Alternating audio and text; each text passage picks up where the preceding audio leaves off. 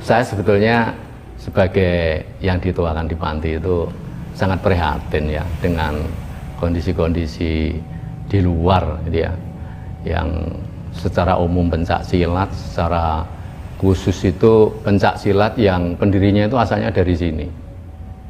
Kalau mereka gegeran bertempur, sebetulnya kita sebagai orang desa panti itu yang miris ya, kok bisa seperti itu gitu. Jadi saya berharap lah ya saya berikan ini aja ya, yang benar-benar memang pendirinya itu asalnya dari sini dan pernah belajar di sini, minum air panti ya, diberikan keilmuan di sini, belajar di sini, serta sudah sumpah di sini. Itu diantaranya yang pertama itu sekarang menjadi perguruan yang sangat besar, itu Bapak Arjo Utomo ya, tahun 1922 itu yang mungkin ketidakcocokan prinsip karena zaman itu zaman bergolak, mungkin dia berjuang secara frontal dengan penjajah, saya jadi kurang paham ya. Beliau melepaskan diri dengan mengajarkan bela diri sebagai alat untuk perjuangan, bla bla bla. Saya tidak mengikuti sampai dengan akhirnya dulu waktu itu namanya PSC, sini menyebutnya Esa Muda ya, terus berkembang sampai sekarang menjadi Esa Terate ya, yaitu dulu saudara kita juga begitu ya. Kemudian yang kedua ada Pak Munandar ya, tahun 1932 itu juga melepaskan diri karena alasan juga tidak ada kecocokan dengan Bapak King Abai Surotiwiryo ya. Mungkin dengan beberapa, kalau saya baca di internet itu ya, dengan beberapa saudara adat sana mendirikan di Semarang namanya Setia Hati Organisasi ya, monggo semua sudah sumpah, sudah siap, monggo. Nah, terus berikutnya ada lagi itu sekitar tahun 65 itu Pak Suwarno. Pak Suwarno itu kecerahan dari Bapak Hadi Subroto kan ada gitu. Kalau yang dua tadi kecerahan yang Suro.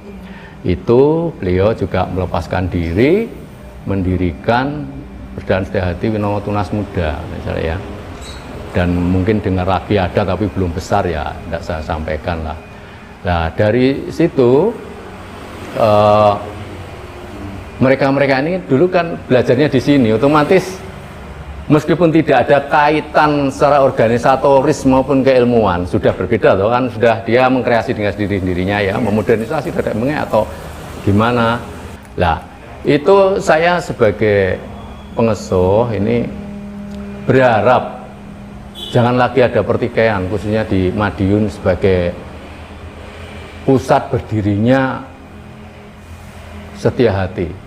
Dan nama Setia Hati ini dipakai loh ya, jangan ini ya, jangan dikira terus seenaknya, tidak. Kami juga mikir meskipun sudah punya rumah tangga masing-masing, kalau tidak pakai nama Setia Hati ya monggo sakarmu dewi gitu. Tapi karena nama itu dipakai, nama itu nama kita ya.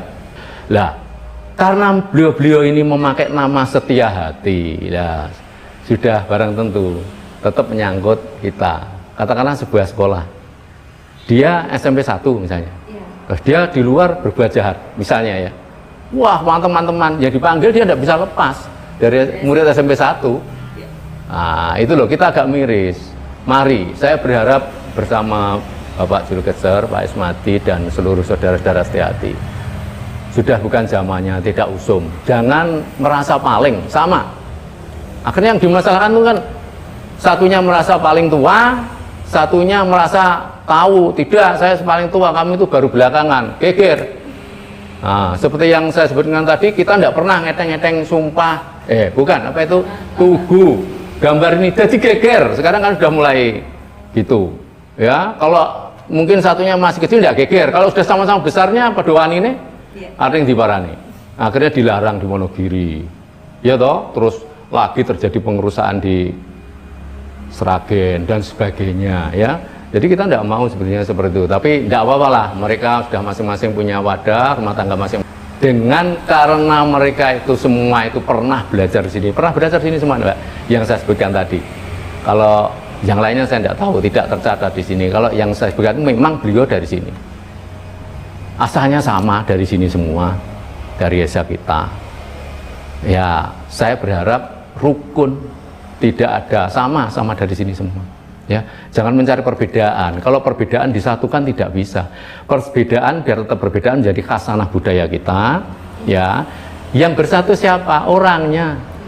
Kalau ajaran disatukan tidak sama, no. Nanti yang satunya itu harus fisiknya bagus dulu, baru ini yang satunya tidak. Loh, kan berbeda. Ilmunya yang disampaikan juga berbeda, ya. Nah, maka itu tadi mari kita wujudkan. Madiun ini sebagai kota pendekar, tunjukkan dengan perilaku yang baik. Ya, ini dari Panti seperti itu, insya Allah dari Panti tidak aja yang neko-neko. Ya, kita wujudkan bukan dalam bentuk slogan, kalau Pak Abbas menyampaikan, tapi dalam bentuk amaliyah, perbuatan perilaku. Mulut dijaga, perilaku dijaga, insya Allah selamat. Tidak terjadi gegeran. Nah, itu dari Panti seperti itu, ya. Jadi mulutnya, celometannya dijaga, ojo wis, dah.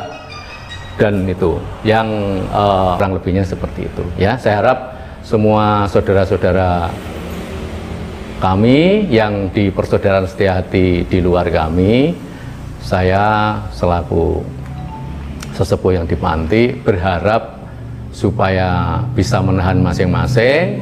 Kita wujudkan Madiun sebagai kota pendekar ini sebagai percontohan bagi kota yang lain bahwa pencak silat bisa damai, pencak silat bisa menyatu dalam arti human relation dan menjadi khasanah budaya Mbak Woro, ya, sebagai tinggalan nenek moyang. Saya kira cukup itu.